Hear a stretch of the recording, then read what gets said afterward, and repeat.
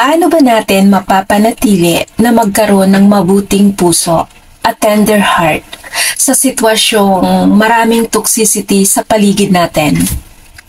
Hello kapatid, kumusta? Gusto niyo ba ulit makarinig ng Word of God?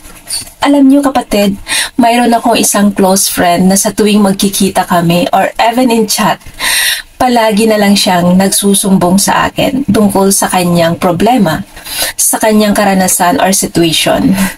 Magmarites muna tayo. No, hindi. Hindi ito marites kapatid. Gusto ko lang magbigay ng example sa inyo about sa gusto kong i-share. About sa verses na gusto kong ibahagi sa inyo today. So ayun na nga, yung friend ko, ang daming hinanaing sa buhay. Galit sa puso niya. About sa taong mayroong atraso sa kanya. At palagi niyang sinasabi na ganito, ganyan, hanggang sa marami na siyang nasabi na masakit sa kapwa niya. Na hindi na maganda, which is karapatan naman niya yon kung bakit nagrarant siya at karapatan niya yon at normal na maramdaman niya yon dahil sa ginawa ng kapwa niya sa kanya. Which is normal sa atin na yon ang maramdaman natin at maging emosyon at ma-express natin ang feeling natin na ganun kapag nangyayari sa atin ang ganung sitwasyon. So, ako nakikinig lang sa kanya habang nagrarant siya about sa kapwa niya with compassion.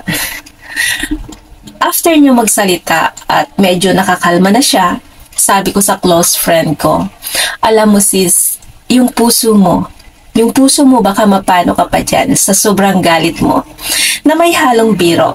Sabi ko, wag mong hayaan na kainin ang puso mo ng iyong galit or ng nararamdaman mo dahil sa ginawa niya sa'yo. Always guard your heart. Sabi nga sa Proverbs chapter 4 verse 23, keep thy heart with all diligence, for out of it are the issues of life. Hindi naman tayo pinagbabawalan na to express our emotion. Pinapaalala lamang sa atin ni Lord that our heart must be breathing ground of love at hindi galit. Tulad natin, nararanasan din ni Jesus ang mga toxic behavior ng mga tao sa paligid niya. But Jesus' strong resolve was to always focus on His Father and to do His mission with a loving and tender heart. So huwag tayong matakot to have a strong resolve to fully trust in the Lord. Take a step forward toward healing and recovery at hayaan mong ang Diyos ang magbigay ng hustisya sa naging pagkakasala sa inyo ng kapwa nyo. Let your heart be a fertile soil of love and grace, and by His Spirit, bear fruit and overcome evil with good. Just pray for them and for yourself. Always remember the God's Word at isabuhay natin in our everyday life.